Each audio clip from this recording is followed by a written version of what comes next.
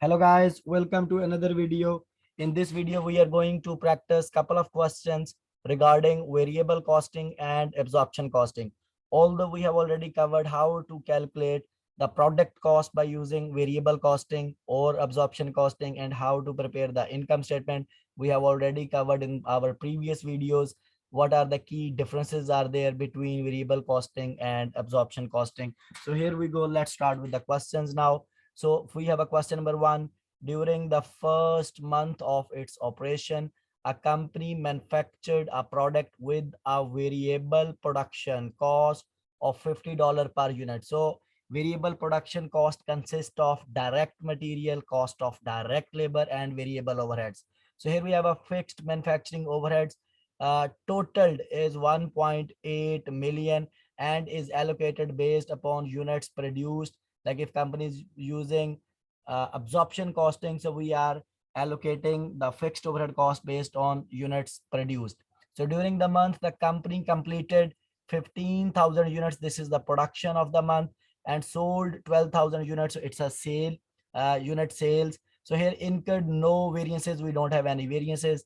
If the company's operating income under absorption costing was 400,000, its operating income or loss under variable costing was. So actually here we are going to simply reconcile the profit between variable costing and absorption costing. So here profit under absorption costing is given, and you have to calculate profit under variable costing.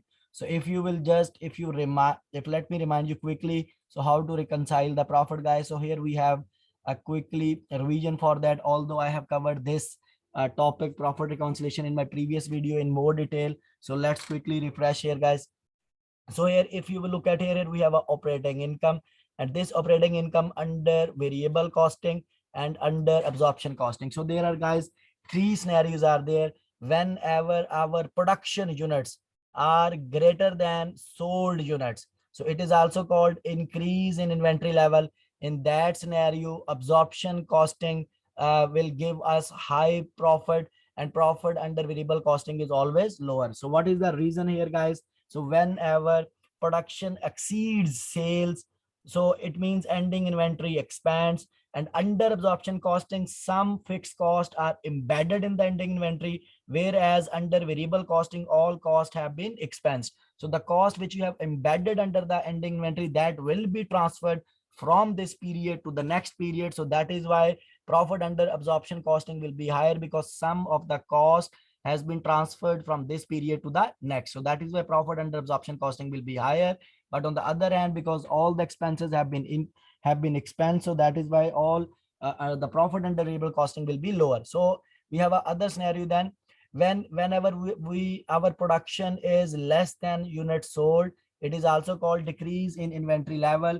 In this scenario, what will happen, guys? Absorption costing, profit under absorption costing will be lower, and profit under variable costing will be higher. The reason is that whenever production is less than sale, it means ending inventory contracts, and under absorption costing, fixed cost embedded in the beginning inventory, which is coming from the last period, get expensed in the current period, whereas under variable costing, only the current period fixed costs are expensed. So that is why what will happen, profit under absorption costing will be lower, and profit under variable costing will be higher.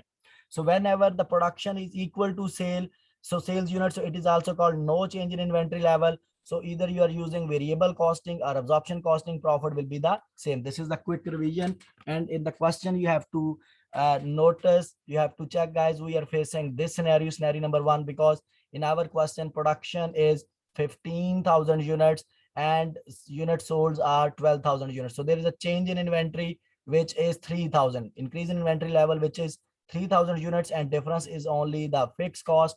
So it means if you will take 3,000 units multiplied by fixed cost, so you can reach to the other profit, because profit under absorption costing is given. So how to reconcile? So here we have a quick revision for reconciliation statement, guys.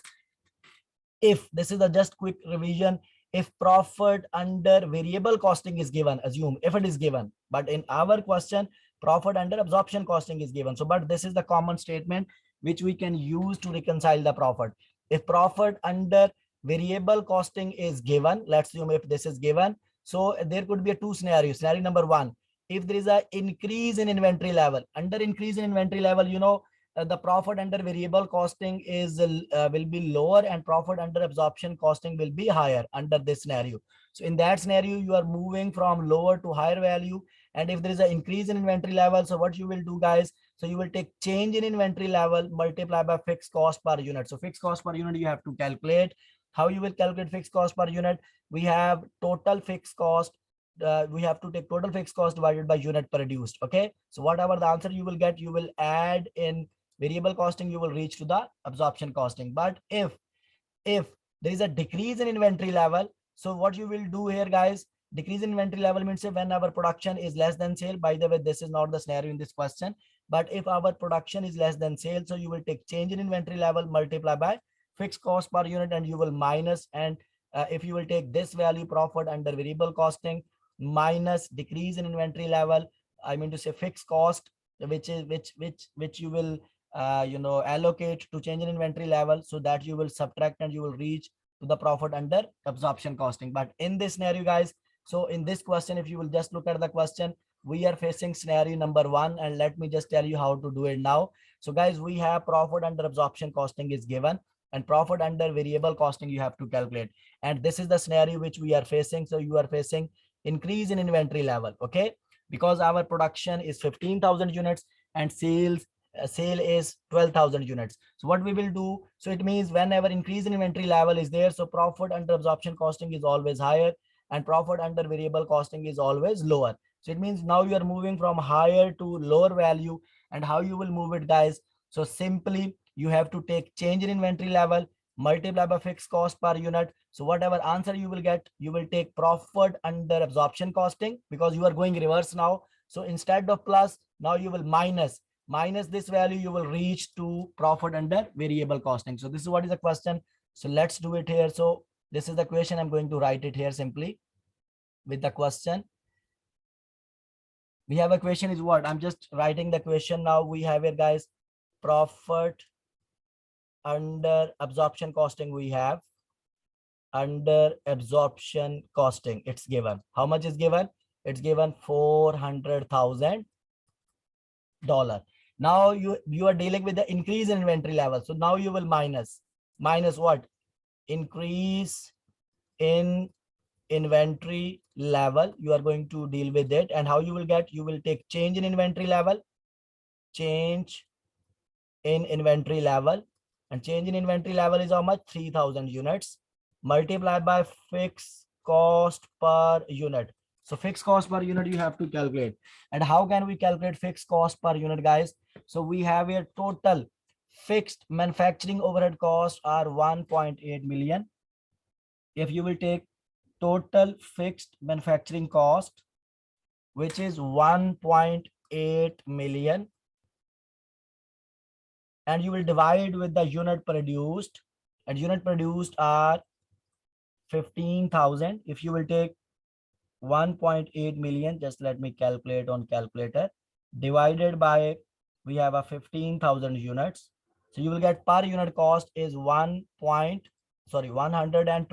If you will multiply 3,000 multiply by $120, so you will get $360,000, which is fixed cost, 3,000 times $120. So if you will take now 400,000 minus 360,000, so you will automatically get profit under variable costing, and profit under variable costing is going to be how much?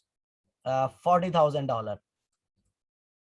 So this is our answer, guys. So this will be our profit under variable costing. This will be the answer. So it means option D is correct. Now we have here, guys, another question. This is also regarding profit reconciliation, because just we have repeated now. So which of the following statement is correct regarding the difference between absorption costing and variable costing method? So here we have, guys, question is very simple. So when production equals sale, what we learned there, whenever production equals sale, profit under variable costing and absorption costing will be the same. So here they're telling you when production is equal to sale, absorption costing income is less than variable costing income. No, this is wrong statement, because whenever production equals sale, the profit under absorption and variable costing will be the same. Second, we have here when production is less than sale. We studied there whenever production is less than sale. This is also called decrease in inventory level.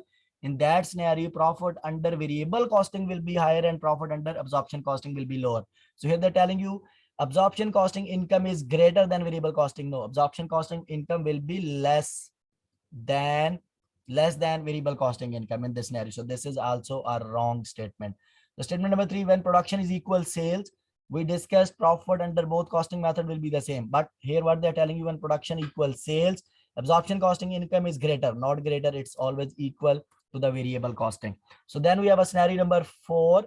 When production is greater than sale, we studied there profit when production is greater than sale. So profit under absorption costing will be higher and profit under variable costing will be lower. So what he is telling you here, when production is greater than sale, absorption costing income is greater than variable costing income. Yes, it is true. And this is the correct answer. Okay, guys. So now we have here, it means option D is correct here. So now we have here another question. If you will just look at this question. So in this question, he's telling you guys, we have here guys question, a steel company manufactures heavy duty brackets for the shelving industry. The company has budgeted for the production and sale of 1 million brackets. So this is your production and sale 1 million, and has no beginning and ending inventory. We don't have any inventory. Relevant operational revenue and cost data is as follow. So we have a unit selling price, which is 22.50. Okay. And here we have a direct material required per unit. 4 pound is the quantity for 1 unit. Direct labor required per unit, we have a 0.15 hour per unit. Cost of material per pound, which is $1.75. We have a direct labor cost per hour, which is $9. We have a total variable selling cost is 2.25 million. We have a total fixed cost of 1.5 million. Based on the data provided, what is the unit contribution margin? Guys, this is actually regarding variable costing, and we know under variable costing, whenever you want to calculate unit contribution margin, I mean, so if you want to calculate contribution margin, it is always equal to, you will take sale value, okay, minus all variable costs. So this is how you will get contribution margin. So here you have to calculate with the sale value, because you have to calculate for 1 unit. So simply you have to take unit sale price. Unit sale price is given guys here 22.50. This is given 22.50. Now you have to calculate variable cost, and variable cost, how you will calculate guys? So simply, first of all, you have to calculate the cost of material. Just use your calculator guys. So this is the information. For 1 unit we need 4 pounds. This is for 1 unit. Okay. And cost of material per pound is $1.75. If I will multiply these two, I guess you will get $7 as a material cost. This is $7 as a material cost. Okay, $7. So if you want to calculate labor cost now guys, so labor cost, how you will calculate? You need 0.15 labor hours per unit, and you will multiply with per hour rate, and per hour rate is $9. If you will multiply, you will get $1.35 as a labor cost. Now guys, we have other variable, because material cost is variable, labor cost is also variable. So we have also total variable selling cost. Selling cost is how much guys? We have here 2.25 million. So how you will convert to per unit? So simply you will take total selling cost divided by number of units, and number of units are 1 million units, which is given here.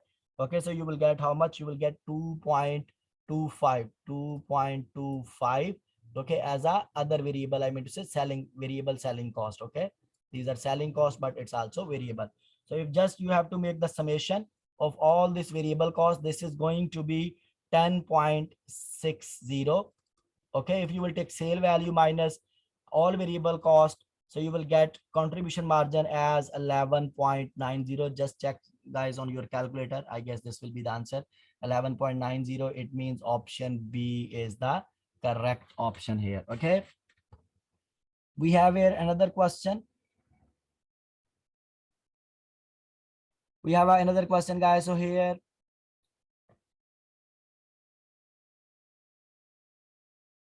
so we have a fact here, guys.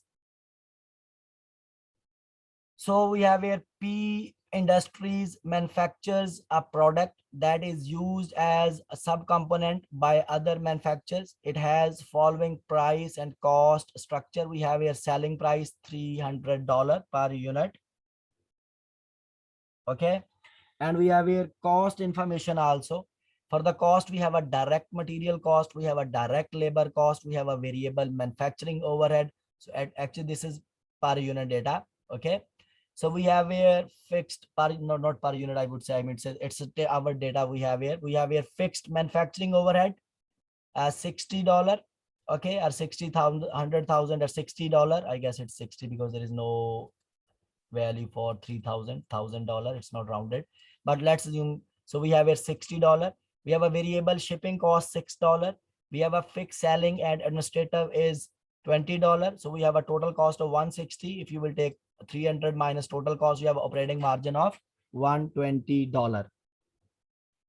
Now, guys, here we have what we have in extra information.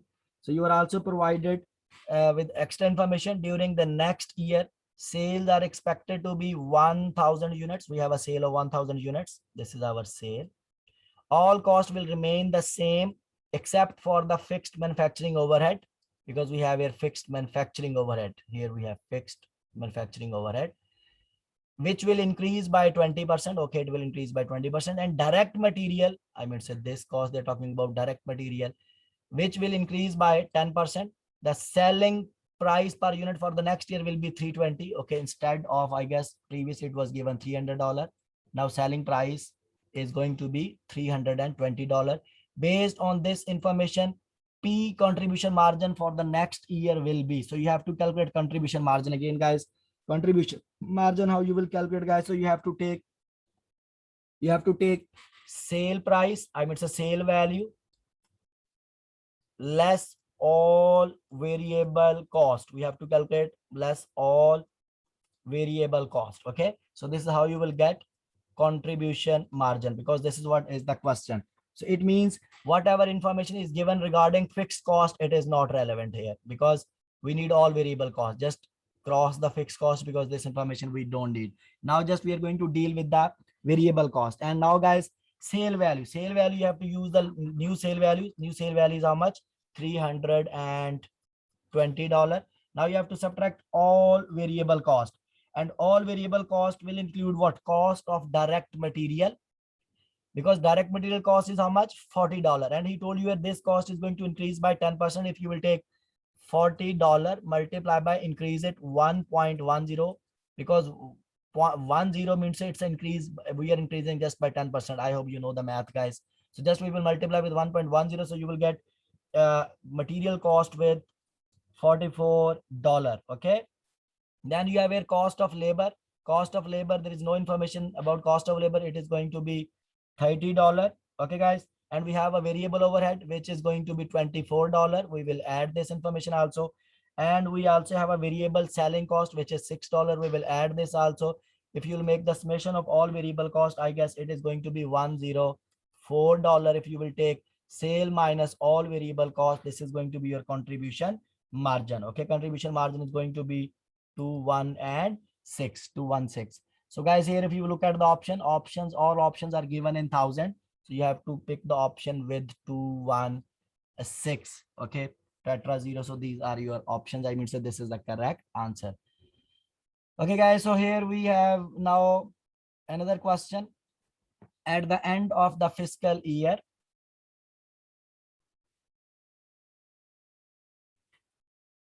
J Manufacturing recorded the data below. We have a prime cost. Prime cost means it always include the cost of material, direct material and direct labor. We have a manufacturing overhead, which is variable manufacturing overhead, which is $100,000. We have fixed manufacturing overhead, which is 160,000. We have a variable selling and other expenses. It's 80,000. We have a fixed selling and other expenses 40,000. So using absorption, I mean, it's a full costing. J inventoriable cost, guys. If you're using absorption costing, we will take all production cost and all production cost will include what? It will include cost of direct material plus cost of direct labor, which is called prime cost also. Plus we will add here variable overhead, plus we will add here fixed overhead, but related to production only. Don't take non-production cost. So it means what it will include prime cost. We have here $800,000, which is given here. We have a variable manufacturing overhead. We will add it here as $100,000, and we have here fixed manufacturing overhead, which is $160,000. So if you'll make the summation, it is going to give you 1,060,000. So guys, this is the inventoriable cost by using absorption costing. So option C is correct. But if question is about variable costing, then we will add only these three costs under variable costing as a inventoriable or as a product cost. I hope guys it is clear. Inshallah, in the next video we will also talk about more number of questions. So thank you so much. Have a good day. See you in the next video. Bye bye.